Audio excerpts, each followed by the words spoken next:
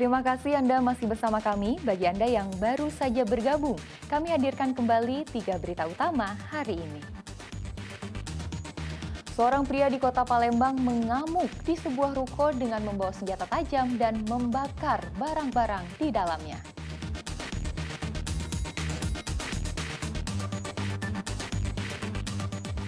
Polres Ogan Ilir akan menerapkan sistem tilang elektronik di Kota Indralaya mulai awal September 2022.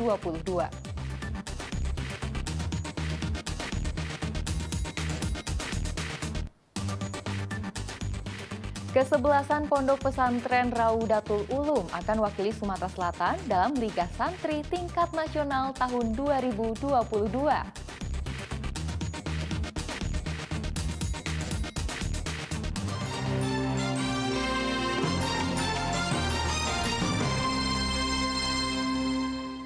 Kita ke informasi selanjutnya. Pemerintah Desa Talang Padang, Kabupaten Ogan Komering Ulu Selatan menggalakkan program ketahanan pangan dengan budidaya ikan lele.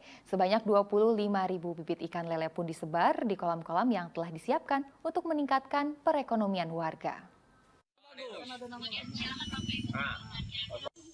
Pemerintah Desa Talang Padang, Kecamatan Buai Pemaca, Kabupaten Ogan Komering Ulu Selatan saat ini tengah menggalakkan program ketahanan pangan dengan budidaya ikan lele. Di tahap awal, sebanyak 25.000 bibit ikan lele disebar di kolam ikan. Pemerintah desa sendiri telah menyiapkan 25 kolam plastik berukuran diameter 4 meter. Budidaya ikan lele ini untuk menjawab permasalahan di Desa Talang Padang yang sangat kompleks, mulai dari pengangguran hingga kemiskinan. Terlebih selama 2 tahun mereka tidak dapat melakukan aktivitas pekerjaan karena pandemi COVID-19. Terbentuknya program ini merupakan hasil musyawarah kepala desa bersama masyarakat setempat pada tahun 2021 lalu. Sumber dana dari dana desa. Adapun pertimbangan yang kami sepakati untuk budidaya ikan lele ini sebagai ketahanan pangan. Nanti itu akan diurus oleh pengurusan ya di kelompok dan hasilnya nanti akan dijual melalui, karena di sini banyak sekali pengampas sayuran itu, mungkin akan diadakan waktu panennya nanti akan dijualkan ke rombongan yang khususnya Desa Padang ini. Mana upaya desa pemulihan ekonomi pasca pandemik, desa tanpa kelaparan, tanpa kemiskinan, dan desa sejahtera dan sehat. Agar di Desa Talang Padang ini dengan adanya yang pemlembaran BINIT ini dan ketahanan pangan ini berkelanjutan, tidak sampai mati di tengah jalan, kata seperti itu, Pak. Budidaya ikan lele memiliki banyak keuntungan karena perawatannya mudah dan dapat dipanen selama 3 bulan sekali. Di sisi lain, budidaya ikan lele dapat menambah penghasilan warga tanpa mengganggu pekerjaan mereka sehari-hari. Diharapkan program ini dapat meningkatkan perekonomian warga Talang Padang menjadi lebih baik. Dedi Ruansyah melaporkan dari Kabupaten Ogan Komering Ulu Selatan. Pemerintah Desa Srikaton, Kabupaten Ogan Komering Ulu Timur membantah pernyataan salah seorang warganya yang mengaku belum menerima bantuan sosial dari pemerintah daerah. Kepala Desa Srikaton, Tony Bakti, memastikan salah satu warganya, Siti Jubaidah, telah menerima sejumlah bantuan dari pemerintah pusat maupun pemerintah desa. Berdasarkan data yang ada di pemerintah Desa Srikaton, warganya tersebut telah menerima bantuan dari tahun 2019 hingga tahun 2022.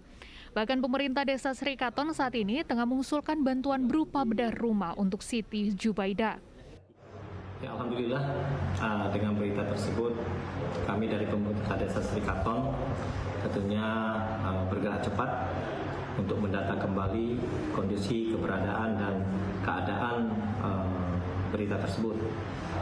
Dan kami dari pemerintah Desa Srikaton beserta pendamping yang lainnya memantau langsung dan datang langsung ke lokasi Ibu Siti Jubaidah. Pada dasarnya dan prinsipnya bahwa beliau itu yang sebenarnya mendapatkan bantuan dari pemerintah, baik pemerintah pusat maupun pemerintah desa. Di tahun 2019, Ibu Siti Jubaidah mendapatkan bantuan berupa sembako BPNT. Dan di tahun 2022 ini dari bulan 1 tahap pertama, tahap kedua ini beliau ini mendapatkan bantuan BLT dana desa di tahun 2022. Sehingga ke depan pun insya Allah beliau ini akan mendapatkan bantuan bedah rumah yang sudah kita laporkan ke pusat. Sebelumnya, Siti Jubaidah sempat mengaku belum pernah menerima bantuan sosial dari pemerintah daerah setempat di tengah kehidupannya miskin.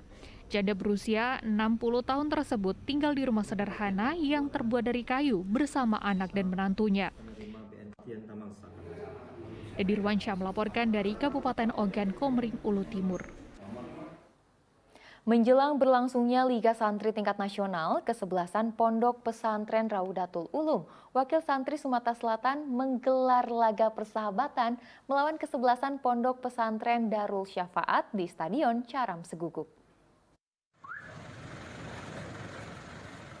Pertandingan persahabatan antara tim kesebelasan Pondok Pesantren Raudatul Ulum dengan tim Pondok Pesantren Darus Syafaat digelar di Stadion Caram Seguguk, Tanjung Senai, Kabupaten Ogan Ilir. Dalam pertandingan ini, kedua tim turun dengan kekuatan terbaiknya. Pertandingan ini disaksikan langsung oleh Danrem Garuda Dempo dan Dandim Ogan Ilir, Ogan Komering Ilir. Pertandingan persahabatan ini dalam rangka persiapan Liga Santri tingkat nasional yang akan digelar di bulan Oktober 2022 mendatang. Sumatera Selatan akan diwakili oleh Pondok Pesantren Raudatul Ulum sebagai juara Liga Santri di tingkat provinsi. Diharapkan pertandingan ini dapat meningkatkan kemampuan saat menghadapi lawan.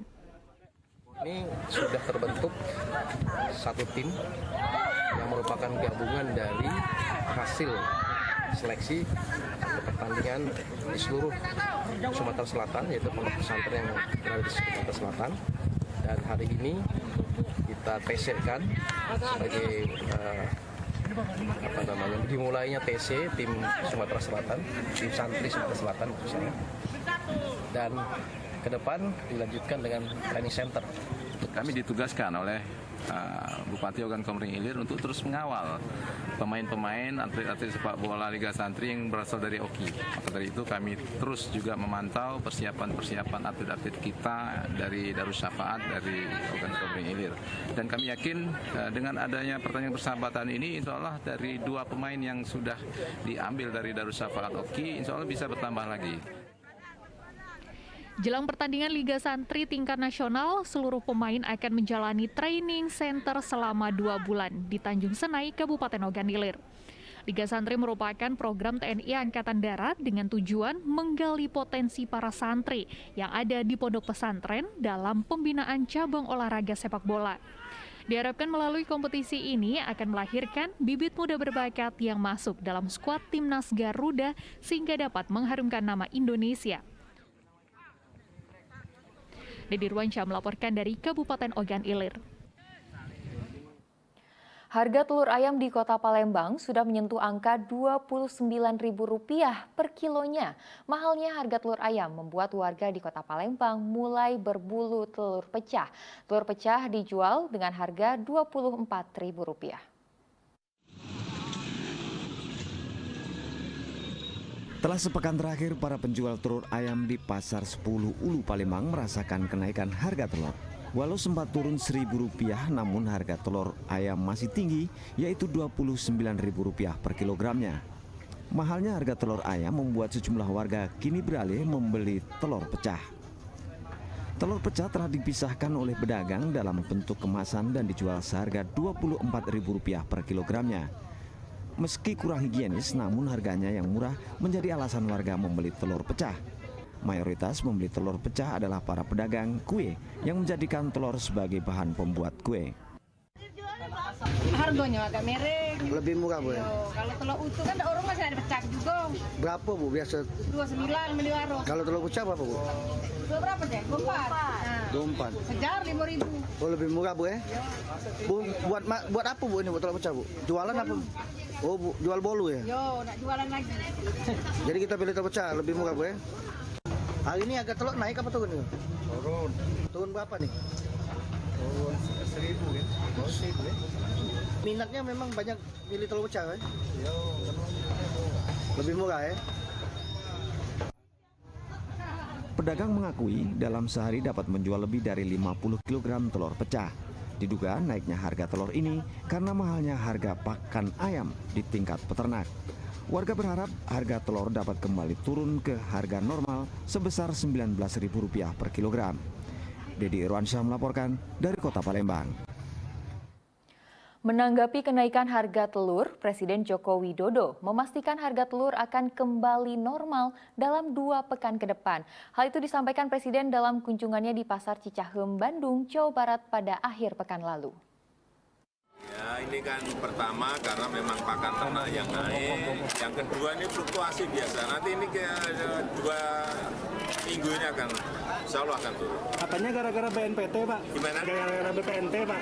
Ya, ada juga demand permintaan yang dibagikan kepada masyarakat kan juga sama saja. Muternya juga ke masyarakat.